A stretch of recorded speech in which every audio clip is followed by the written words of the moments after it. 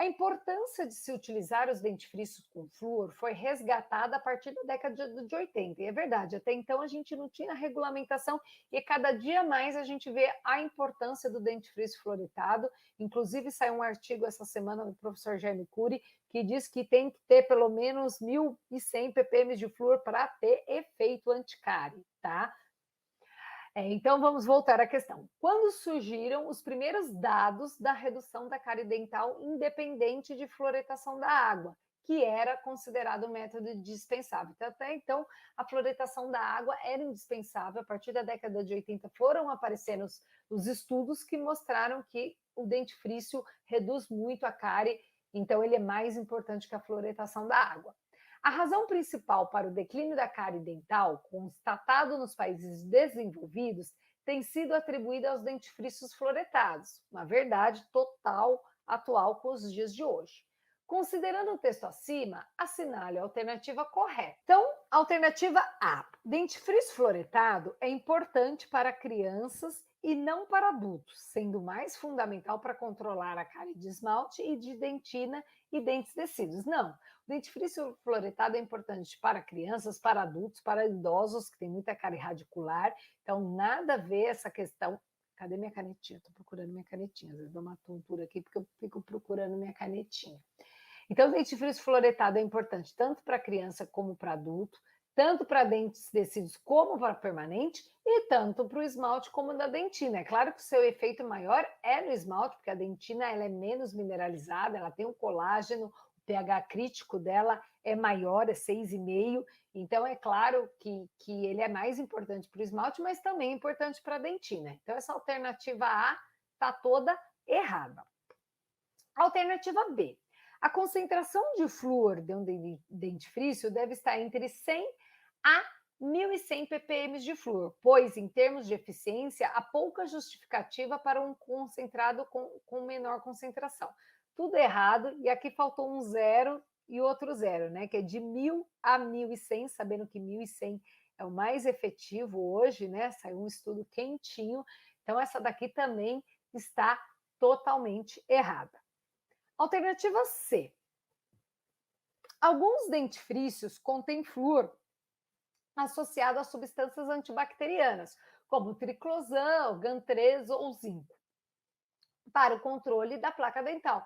Claro, os dentifrícios fluoretados, o principal é que tenha flúor, né? Que eles tenham certa abrasividade, então que também tem o abrasivo, e hoje os dentifrícios, eles têm adição de medicações, de substâncias para usos específicos. Então a gente tem antibacterianas para diminuição, né, para o maior controle do biofilme, a gente tem partículas como arginina para diminuição de sensibilidade. Então, hoje, como é um material também cosmético, ele tem a adição de outras substâncias para outras propriedades. Então, a alternativa C está correta. E a alternativa D. As principais formas de flúor nos dentifrícios são cálcio fluoretado e aí o NaFP, né, que nem tem, ambos considerados mais eficientes no controle de cárie. Não, a gente sabe que hoje nos dentifrícios brasileiros nós temos o quê? O M, vamos fazer um M aqui, MFP, que é o monofluorfosfato de sódio, MFP, então aqui vocês estão anotando, né? Estão vendo a aula. MFP, que é o monofluorfosfato de sódio, e o fluoreto de sódio normal, que é o NaF. Vamos fazer o meu Azinho e o F, tá?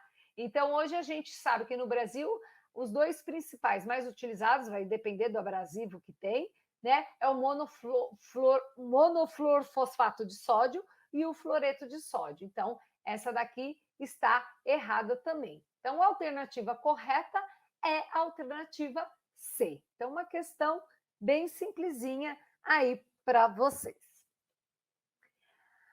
Questão 5, também do Instituto Mais.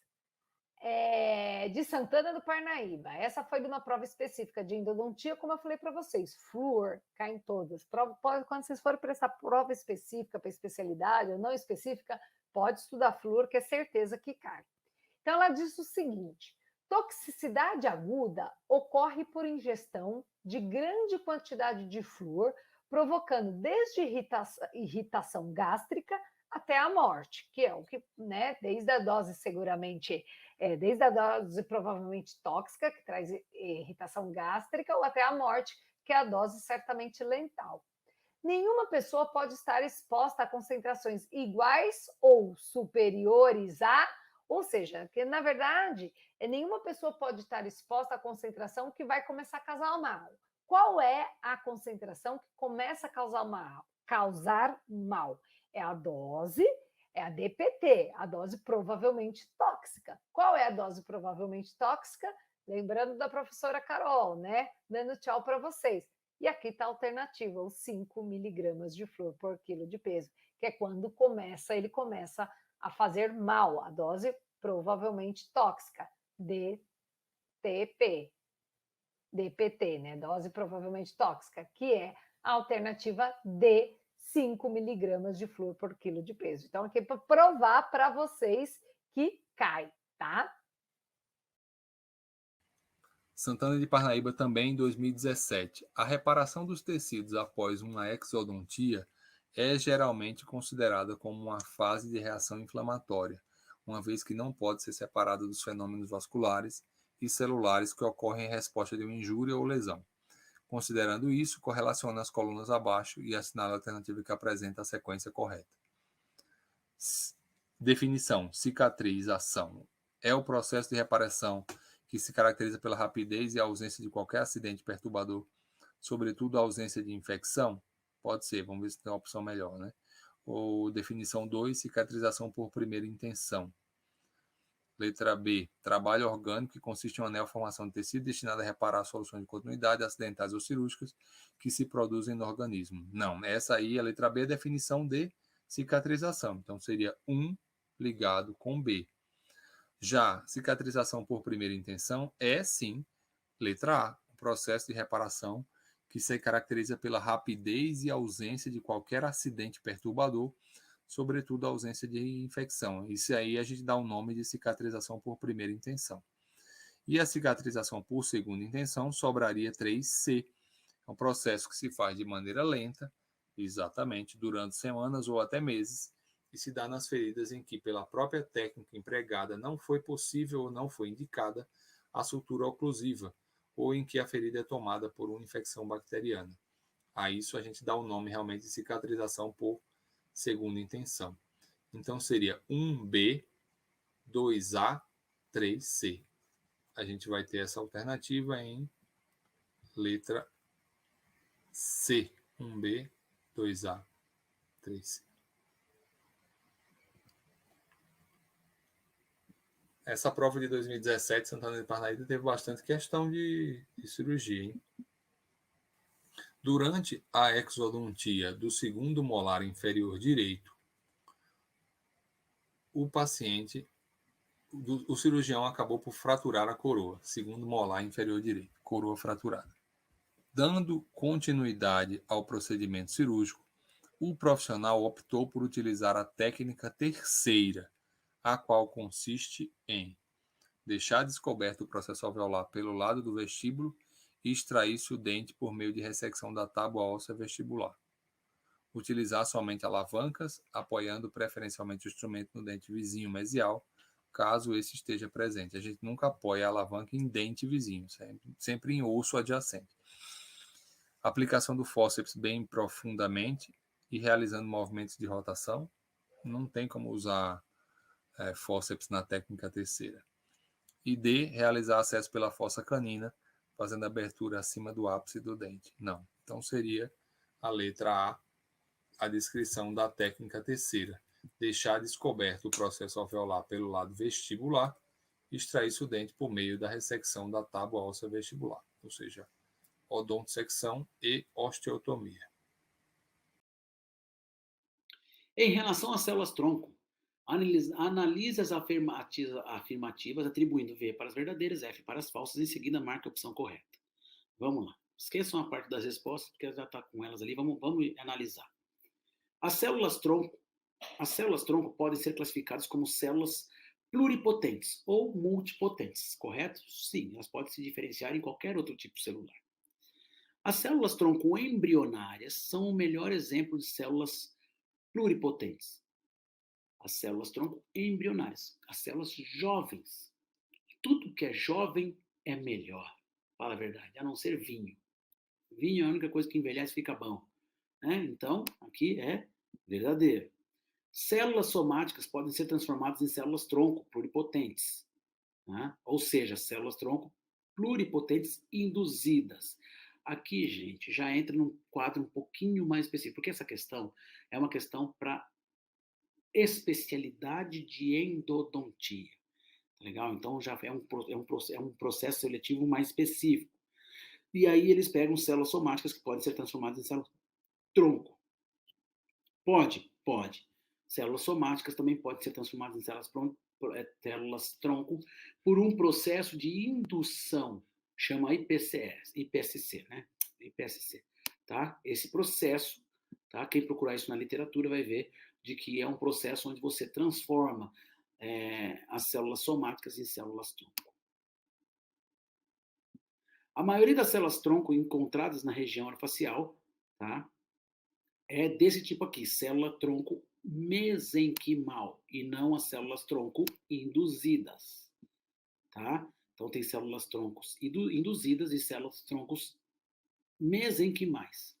A maioria das células tronco encontradas na região orofacial é realmente de células mesenquimais, tá? Células induzidas são menos.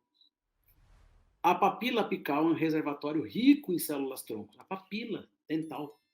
Tá? Seja ela coronária ou apical, aqui ele quis especificar apical. Tá? É rica em células tronco mesenquimais indiferenciadas, com grande capacidade de proliferação e diferenciação odontogênicas. Perfeito. A papila, gente, célula quanto mais jovem, mais células mesenquimais ele tem. Tanto é de que qual é a maior fonte hoje de tecido de célula tronco? De onde eles pegam para pesquisa? De onde eles pegam para jogar na medula? De dentro do tecido. Vocês já viram a campanha Fada do Dente? Que a USP desenvolveu há alguns anos atrás, para que você doe o dentinho de leite do seu filho, coloque lá para que ele seja congelado, e aí você tem um grande reservatório de células tronco. É isso, gente. Vamos lá. A papila apical e suas células tronco residentes não são reguladas pela bainha epitelial de Hertwig. A papila apical, tá? Ou seja, a papila da raiz e suas células tronco, que estão ali, não são reguladas pela bainha epitelial de Hertwig. Não são? Lógico que são. São a bainha epitelial de Hertwig que transforma aquelas células mesenquimais em odontoblastos, lembra? Para produzir dentina radicular. É a presença da bainha epitelial de Hertwig que estimula. Então, elas são reguladas, sim, pela bainha epitelial de Hertwig.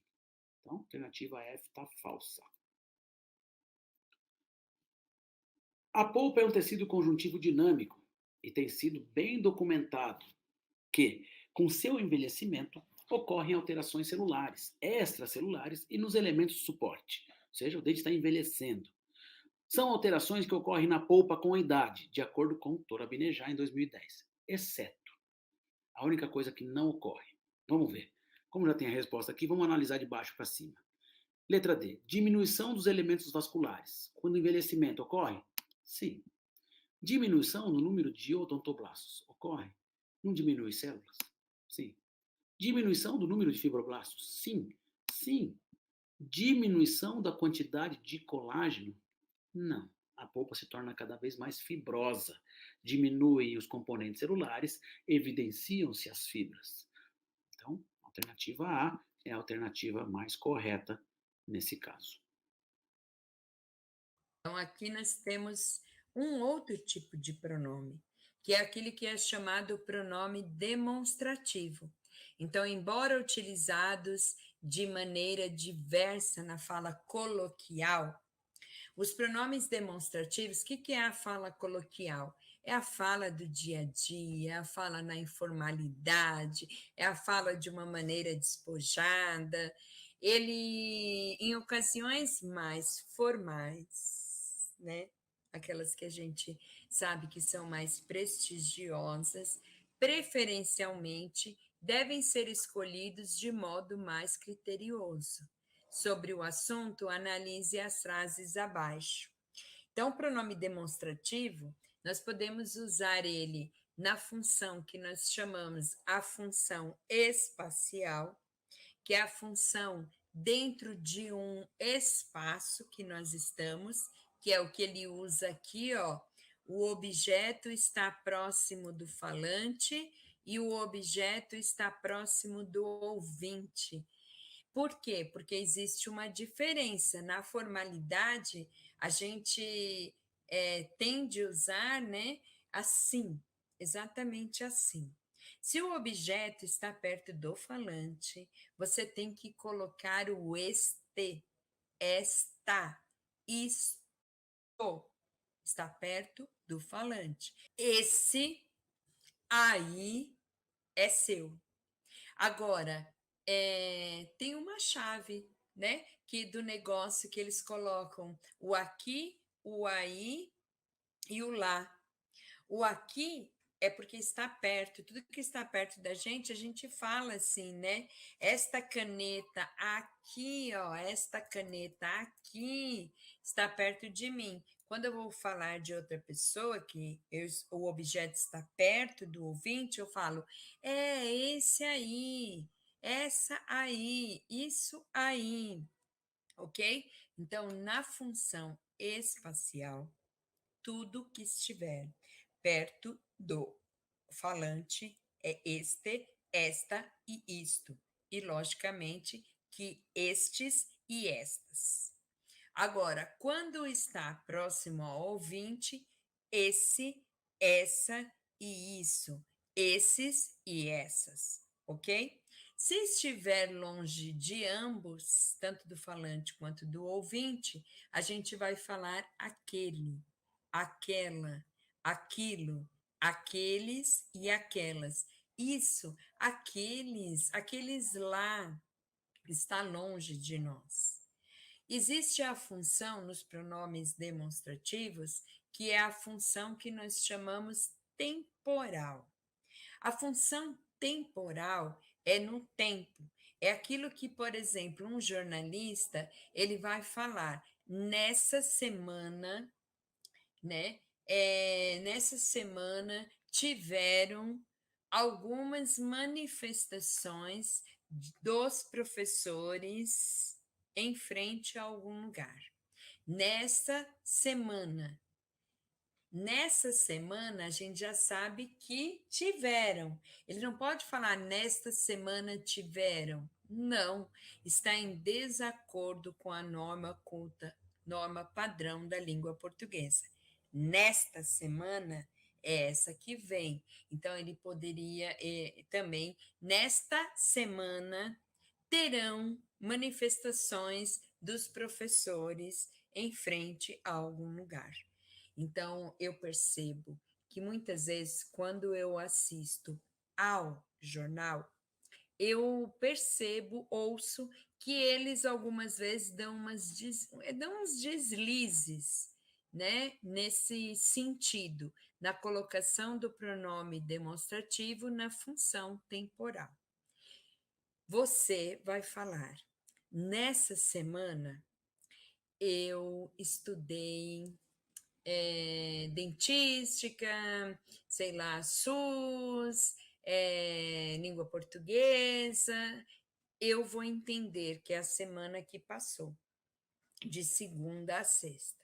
Quando você falar nesta semana, é agora, daqui para frente, eu já sei, eu estudarei língua portuguesa, então é daqui para frente. E sabe aquele passado, que é um passado lá distante? É naquele. Então, naquela semana, naquele mês, é longe, gente. Então, tá, sabe? Naquele mês, você já tem que ter ideia que é um mês lá longe. Se você falar nesse mês, é um mês agora que passou, né? É o mês de fevereiro, né? Nesse mês de fevereiro, porque está perto.